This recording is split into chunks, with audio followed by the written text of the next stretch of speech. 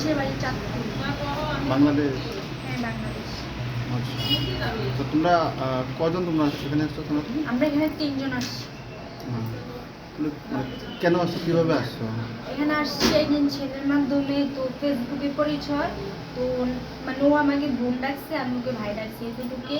আর আরেকজন আমার মাধ্যমে আর 3 জন আছে, আর 2 জন আছে, তো একজনের বয়ফ্রেন্ড লাগে, তো ও নাকি ওর মেয়েটাকে বিয়ে করবে।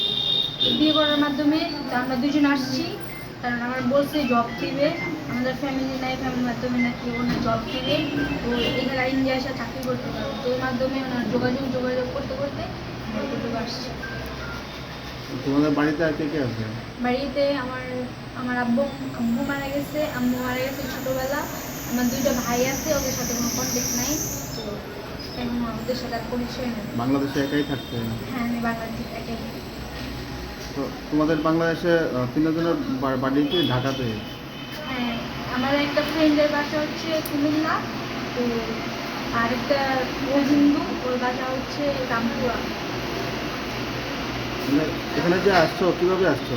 এখানে আসছিলাম একটা পাহাড়ের উপরে দেখে এদিকে আসছিলাম, তো কবে আসছো? আসছি আজকে, এখানে আসছি আজকে, আর এদিকে আজকে 3 দিন হয়। জঙ্গল দিকে হাইতে আসছো? হ্যাঁ, জঙ্গল দিয়ে হাইটে আসছি। ধর্মনগর। ডকুমেন্টস কি আছে তোমার? হ্যাঁ, কি কাগজপত্র কিছু আছে তোমাদের কাছে? আমাদের কাছে যে একটা এখানে আসার জন্য একটা কাগজ করে দিচ্ছে, চাপাই কাগজ। কি কাগজ?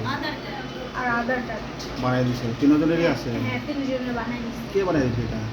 ওই যে ভাইয়ার মাধ্যমে আসছে, ওই ভাইয়ার নাম কি ওর? নাম হচ্ছে এটা ইয়া, নাম বাড়ি কোথায় এটা?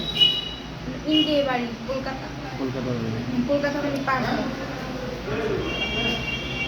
তোমার বয়স কত? আমার বয়স 19।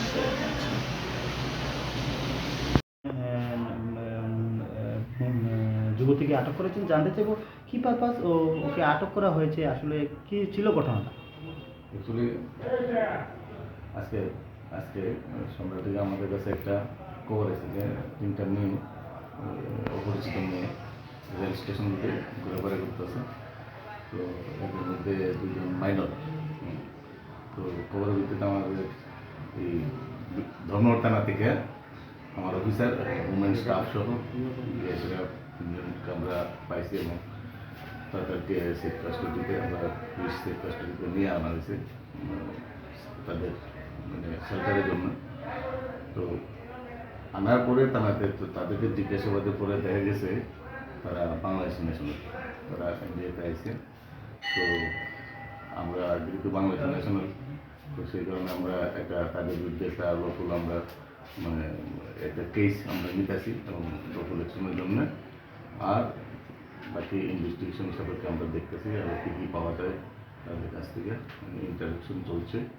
আর নেক্সট আমরা কালকে অবশ্যই তাদেরকে আমরা যারা মাইনর তাদেরকে জুবেনাইল করে এবং যে মানে যে মহিলা আছে একজন 19 বছর, তাকে আমরা আমাদের জুডিশিয়াল করে আমরা তদন্ত করব। স্যার 3 জন কি নাবালিকা? না, 3 জনের মধ্যে 2 জন নাবালিকা, একজন।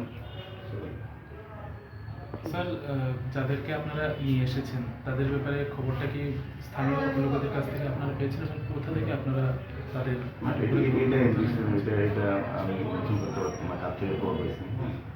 তো অ্যাকচুয়ালি খবর পাইছি, এটা সত্য, এটা লোকাল মানুষই আমাদের খবর দিয়েছে। আরেকটা যেটা খবর যতটুকু আমরা শুনতে পেয়েছি, যাদেরকে আপনারা নিয়ে এসেছেন তাদের মধ্যে একজন হিন্দু নাবালিকা আর 2 জন খুব সম্ভবত মুসলিম নাবালিকা। তো তাদের বাংলাদেশ থেকে ভারতে আসার মূল উদ্দেশ্যটা কি এখন অবধি আপনারা কি জানতে পেরেছেন? এটা ইনভেস্টিগেশন সাপেক্ষে আমরা দেখতেছি এবং এটা নিয়ে আমার ইনভেস্টিগেশন চলছে। তার জন্য তো ইনভেস্টিগেশন কেস নেওয়া, ইনভেস্টিগেশন করা, যে আসল উদ্দেশ্যটা কি এটা উদ্ঘাটনের জন্যই আমরা একটা কেস নিয়ে ইনভেস্টিগেশন চালাইছি। স্যার ওটা জানা যায় ওদের ফেসবুকের থেকে পরিচয়, ওদের যে ছেলেটার সাথে নিয়ে ফেসবুকে পরিচয়, সে ব্যাপারে স্যার এটা আমি ইনভেস্টিগেশন তার জন্য তো আমরা দেখেন, ঠিক আছে, এটা আমি বলছি তো আমরা ইনভেস্টিগেশনের পরে এটা প্রিলিমিনারি আমরা ইনভেস্টিগেশন চলছে। আমি এখানে সব তথ্য আমি এখন দিতে পারবো।